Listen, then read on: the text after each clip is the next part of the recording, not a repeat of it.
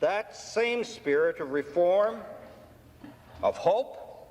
It was November 24th, 1989, when Member of Parliament Ed Broadbent stood up in the House of Commons to make a speech that proved to be monumental. Let us affirm today in this Parliament that as a nation, by the beginning of the 21st century, only 11 years away, child poverty in this great Canada will be a relic of the past.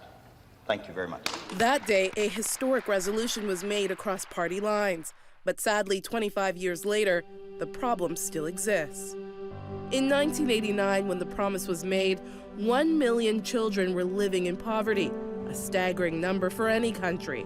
But by 2012, the number has only grown and now sits at 1.3 million. We've seen movement in this issue through improved income supports for families with children. We've seen small gains, but nothing that has sustained the kind of decrease or the eradication of child poverty that a generation of children has been waiting for.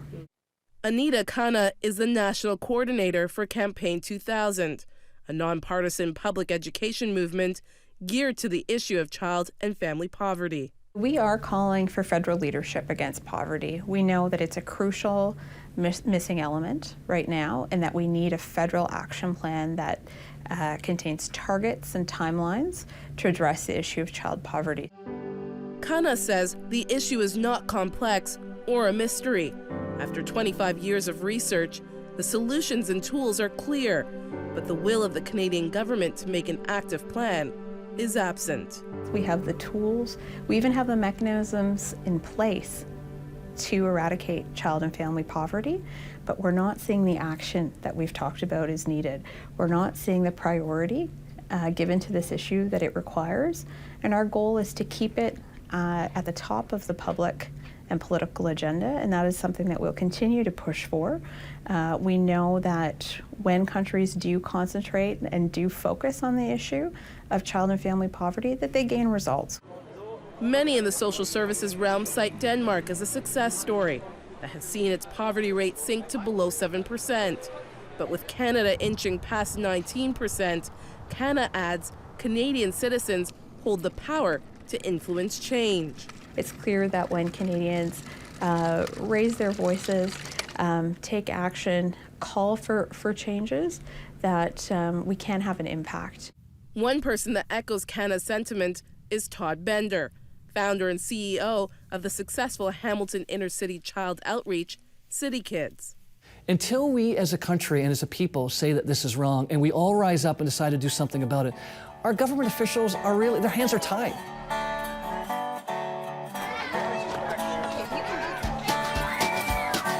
Founded 20 years ago, City Kids reaches out to 2,300 kids each week in Hamilton alone.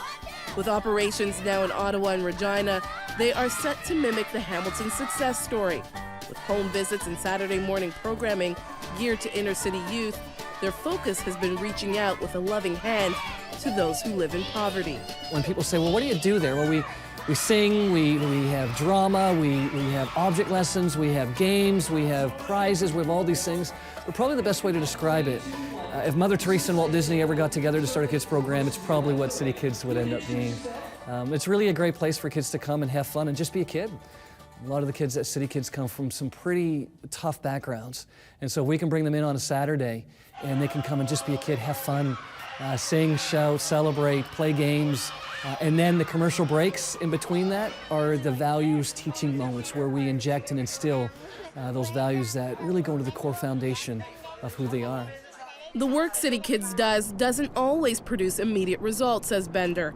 But in order to eliminate this growing problem, he says the government has to look at investing in long-term programs, not just short-term solutions.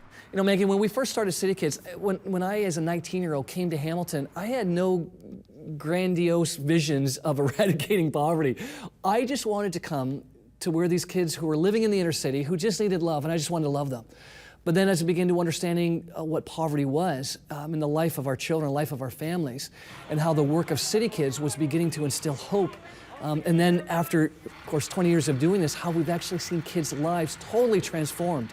Kids who were third and fourth generation living in poverty who now are no longer in poverty, who've gone to post-secondary education, have got degrees and have got diplomas, and now are chasing after their dreams and working for themselves and starting families and all these wonderful things. So we knew that something that we're doing is actually making a difference, that's ending this systemic type of generational poverty. But both Bender and Canna believe the days of all Canadians pushing responsibility off on each other has to cease. This is a Canadian problem, and one that needs to be eliminated. It's so easy to say, that's not my responsibility.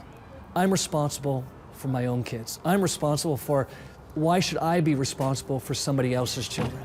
Until that mentality changes, until we all begin to realize that what happens to my brother or sister who's living down in the inner city impacts me, it impacts who I am, and that's my brother or sister down there. And I have a responsibility, and I accept responsibility to help them. Until we all see that we're all connected, and that everything that happens to each of us impacts us as well too, and our own children. Until we accept that and are willing to see change, then change won't happen. And I think what's happening now is where the tide is rising. I think it's beginning. I think the movements that we've seen throughout our communities across Canada is actually beginning to move this agenda forward. But it is huge, and it's going to take the will of a massive amount of people who do say enough is enough, and that we have to choose and accept responsibility. No longer is this just the government's problem. It's going to take all of us saying, I accept responsibility for the fate and the state of my brother or sister who's living in poverty, and I want to help do something about it. It means that hunger would be reduced and eradicated. We would see a reduction in the number of food banks, which provide a much needed service to communities across Canada, but are meant as a stopgap or a measure in the interim. We could also see more families in stable, affordable housing instead of in shelters, or instead of couch surfing or staying with friends and families in times of trouble. Two things: when we have better public policies that support families and we have better labor market opportunities, we will see that the impacts on our society will be great. And we'll see better opportunities for children. We'll see more economic benefits to Canada as well. So it's a win-win situation, clearly. For more information on how you can help eliminate poverty in our country, go to our website at 100huntley.com. In Toronto, Ontario, Magdalene John, 100 Huntley Street.